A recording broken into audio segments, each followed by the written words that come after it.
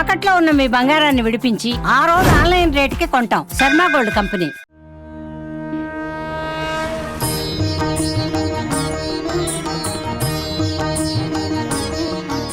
శరణాగతి మార్గం కార్యక్రమానికి అందరికీ స్వాగతం. ఈ రోజుల్లో ఎవరికి వాళ్ళు బిజీ, ఎవరికి వాళ్ళు వాళ్ళ పనులు చేసుకోవడానికే తీరిక ఉండట్లేదు అని మనం అనుకుంటూ ఉంటాం కదా. కానీ ఈ తిరుప్పావై పాసురాల గురించి తెలుసుకుంటున్నప్పుడు నాకు అనిపించేది ఏంటంటే, మనం ఒక్కళ్ళమే పూజ చేసుకుంటే ఆ ఫలితం వస్తే రావచ్చు గాక, అందులో అసలు డౌట్ లేదు. కానీ అందరినీ కలుపుకుంటూ చేసుకునేటువంటి ఆ వ్రతమో, నోమో, సంకీర్తనో, నామస్మరణో ఏదన్నా కావచ్చు, అందరినీ కలుపుకుంటూ చేసుకోవడంలో ఇంకా ఎక్కువ మాధుర్యం ఉంది అన్నది అర్థమవుతుంది. ఆ గోదమ్మ తాపత్రయం ప్రతి ఒక్క గోపికమ్మని లేపుకుంటూ, కలుపుకుంటూ తీసుకువెళ్ళే తీరు నిజంగా అంటే ఒక్కళ్ళమే చేసుకుంటే అది బావుండొచ్చు. కానీ అందరితో చేసుకుంటే ఇంకా బావుంటుంది అన్నది అర్థమవుతుంది. మరి ఇవాళ 11వ పాసురం గురించి మనకి అర్థం చెప్పడానికి వైష్ణవ సాంప్రదాయ ప్రచారకురాలు పద్మజమ్మ ఉన్నారు. అడిగేద్దాం, తెలుసుకుందాం. ఇవాళ మన గోదమ్మ తాపత్రయం ఇంకొక గోపికమ్మని లేపడానికి ఎలా ఉందా అని. నమస్కారం. నమస్తే అండి. ఈ రోజున 11వ పాసురంలో 6వ గోపికమ్మని మేలుకొల్పుతున్నారు మన గోదాగోష్ఠి. అయితే మీరు ఒక మంచి మాట చెప్పారు. అందరినీ కలుపుకొని వెళ్ళటంలో ఒక విశేషం ఏమిటంటే, మనం ఒక్కళ్ళమే ఆ స్వామిని ఆశ్రయించామనుకోండి, మొన్న అనుకున్నట్లుగా మనల్ని అనుగ్రహించనవచ్చు, నిగ్రహించనవచ్చు. అందరం కలిసి వెళ్ళటంలో చిన్న చిన్న సౌలభ్యాలు కూడా ఉన్నాయి. మనకి ఏదైనా తెలియకపోతే వాళ్ళు చెప్తారు. స్వామిని ఎలా దర్శించుకోవాలో తెలియదు. మనం దివ్యదేశాల గురించి కూడా చాలాసార్లు మాట్లాడుకున్నాం. స్వామి సుదర్శన భగవానుని ఎప్పుడు కూడా ధరించి ఉంటాడు చక్రాన్ని. ఆ చక్రం కొన్ని చోట్ల ఇలా ఉంటుంది, కొన్ని చోట్ల ప్రయోగంగా ఉంటుంది. ప్రయోగ చక్రంతో ఉన్నాడా స్వామి, ఎలా ఉన్నాడు, కూర్చొని ఉన్నాడా, నిల్చుని ఉన్నాడా, నువ్వు ఇది చూసావా, అది చూడలేదా, ఇలా లోపలికి వెళ్ళొచ్చిన తర్వాత వెళ్ళొచ్చినటువంటి వాళ్ళు నువ్వు ఇది చూసావా లేదా అంటూ మళ్ళీ చెప్తే, నేను మర్చిపోయాను, మళ్ళీ వెళ్ళి చూసొస్తా అంటే, మనం ఏదన్నా మర్చిపోయినా, మనకేదన్నా తెలియకపోయినా తెలియచెప్పటానికి ఉంటారు గోష్ఠిలో వెళ్ళటం ద్వారా. ఇంకా చెప్పాలంటే ఒక చిన్నది అంటే కామెడీగా తీసుకోవచ్చు, కానీ దానిలో ఎంత అంతరార్థం ఉంటుందో చూడండి. గోష్ఠికి వెళ్ళినప్పుడు పెద్దలు ఎవరైనా మనకి శ్రీ సూక్తులు అనుగ్రహిస్తున్నారు, ప్రవచనం చెప్తున్నారు, కూర్చున్నాము. అదే ఇంట్లో కూడా మనకి టీవీలో వస్తుంటాయి, అన్నీ చూస్తూ ఉంటాయి.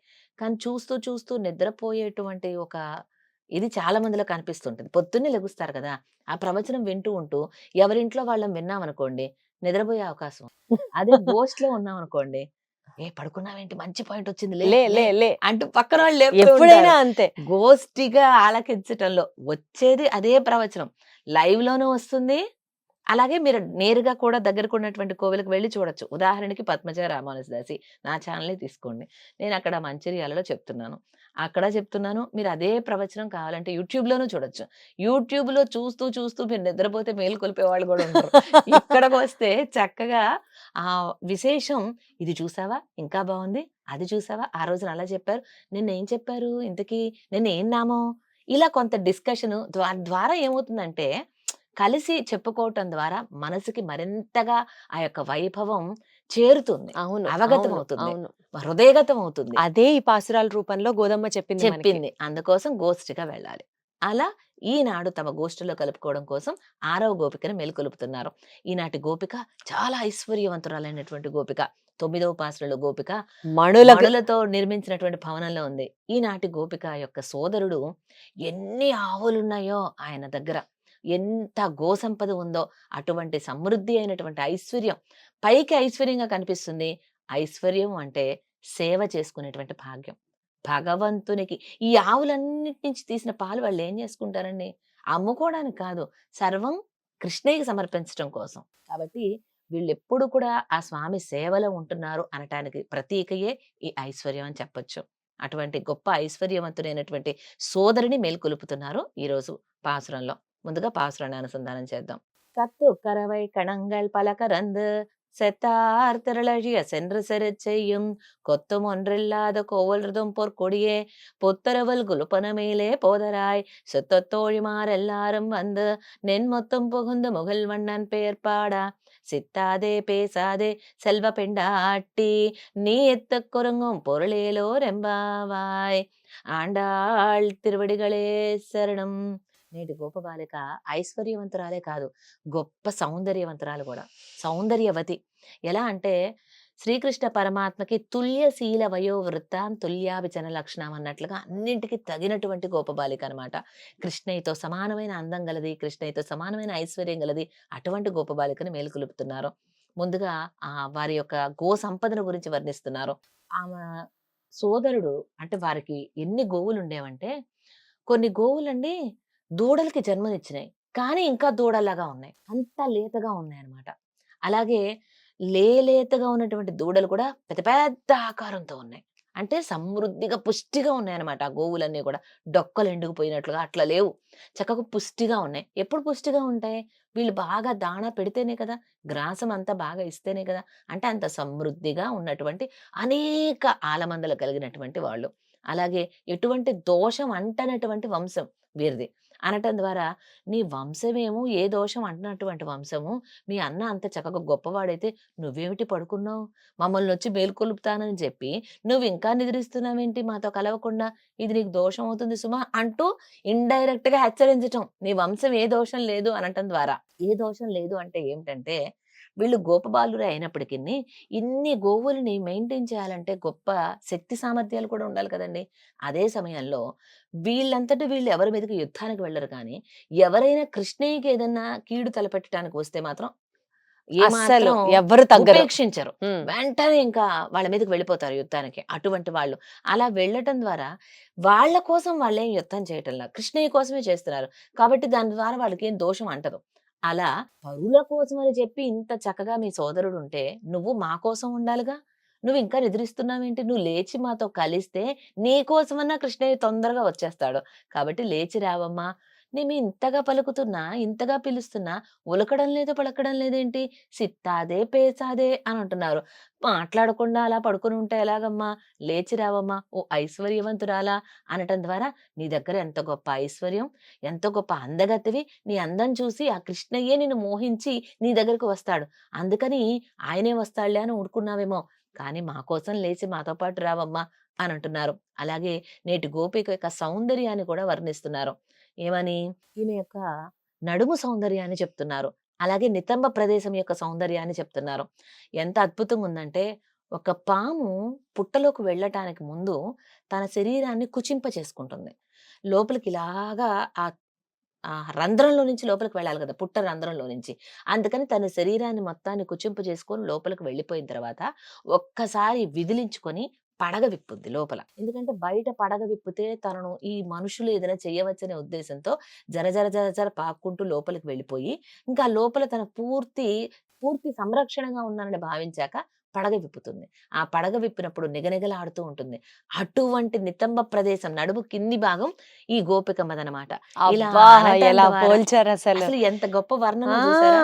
ఆ, ఆ పాము పడగ వంటి నితంబ ప్రదేశం కలది అనటం ద్వారా ఈమె యొక్క నితంబ సౌందర్యాన్ని, ప్రదేశము అంటే నడుము కింది భాగం. ఆహా. ఆ పడగ ఉండేది పైన, అవును. ఆ పడగ కింద భాగం అని చెప్తున్నారు. ఆహా, ఈమె గోపిక యొక్క నడుము కింది భాగం అంటే పిరుదుల భాగాన్ని వర్ణిస్తున్నారనమాట. నితంబ ప్రదేశం అంటే అంటే ఎలా ఉన్నది, నిండైనటువంటి నితంబము అని అనటం ద్వారా.